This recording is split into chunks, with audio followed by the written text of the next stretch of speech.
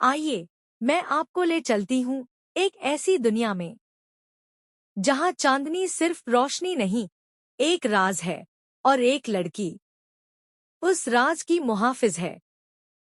मैं हूँ जन्नत फातिमा और आप देख रहे हैं मेरा यूट्यूब चैनल ट्विंकल सितारे।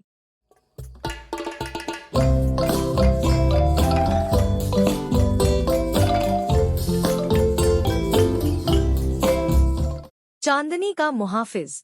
एक बार की बात है, एक दूर दराज जादुई जंगल के बीचों बीच एक खूबसूरत वादी में एक शहजादी रहती थी जिसका नाम लूना था। लूना सिर्फ एक शहजादी नहीं थी, बल्कि वो चांद की रोशनी से जुड़ी एक खास हस्ती थी। उसकी नीली चमकती आंखों में रात के सितारे झिलमिलाते थे और उसके लंबे चांदी जैसे बाल चांदनी रातों में जगमगाते थे। लूना का सबसे करीबी साथी एक सियाह मगर नरम दिल भेड़िया था जिसका नाम शेडो था। वो दोनों हर चांदनी रात को जंगल में निकलते, पत्तों की सरसराहट सुनते, दरख्तों की सरगोशियां महसूस करते और छुपी हुई जादुई चीजों को दरियाफ्त करते। लूना को एक खास सलाहियत मिली हुई थी। वो चांद की देवी से ख्वाबों में बात कर सकती थी। देवी उसे नरमी से रहनुमाई देती, मुस्तकबिल के राज दिखाती और बाज औकात खबरदार भी करती। एक रात जब आसमान पर बादल छाए हुए थे और चांद मध्यम नजर आ रहा था, लूना ने एक अजीबोगरीब ख्वाब देखा। ख्वाब में चांद की देवी ने उसे खबरदार किया, उठो लूना, तुम्हारा जंगल खतरे में है।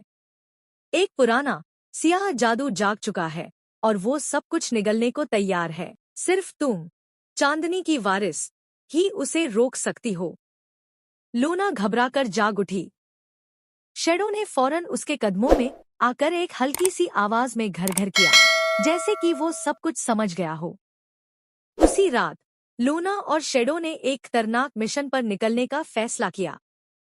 उन्हें 3 जादुई पत्थर ढूंढने थे जिन्हें नूर-ए-महताब कहा जाता था। इन पत्थरों को इकट्ठा करके ही वो जंगल पर छाई तारीकी को खत्म कर सकती थी।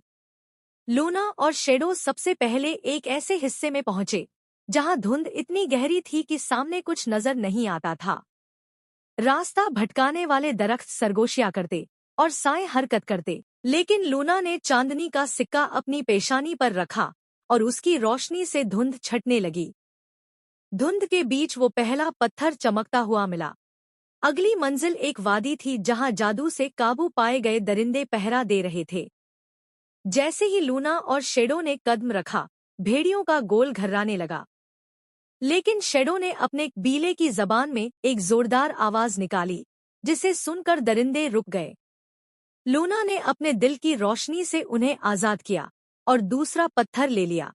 आखिरी पत्थर एक पुराने जादूगर के धब्जे में था। वो धोखे और ख्वाबों का माहिर था। उसने लूना को एक झूठी दुनिया दिखाई जहां सब कुछ पुरसुकून और मुकम्मल लगता था। लेकिन लूना ने अपनी माँ की पुरानी लोरी याद की और जान लिया कि ये सब एक फरेब है। जैसे ही उसने सच को पहचाना, ख्वाब टूटा और तीसरा पत्थर उसके हाथ में चमक उठा। तीनों पत्थर इकट्ठा होने के बाद लूना और शेडो चांदनी की सबसे ऊंची पहाड़ी पर चढ़े। वहां लूना ने चांद की देवी से दुआ की और जैसे ही देवी की रोशनी तीनों पत्थरों पर पड़ी, एक जबरदस्त शुआ आसमान से उतरी। वो शुआ जंगल के हर कोने में फैल गई। सियाह जादू का नामो निशान मिट गया। जंगल ने सांस ली। परिंदे गाने लगे। दरख्तों पर नई कौनपलें उगाईं। उसी दिन से लूना और शेडो को चांदनी का मुहाफिज कहा जाने लगा।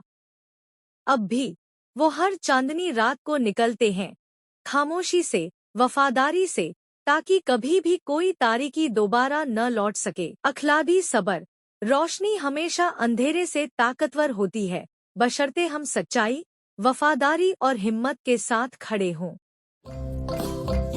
अगर आपको हमारी कहानी पसंद आए तो सब्सक्राइब करें, लाइक करें, शेयर करें और अपनी राय कमेंट में जरूर लिखें। आपके सब्सक्राइब, लाइक और कमेंट हमें और बेहतरीन कंटेंट बनाने का हौसला देते हैं।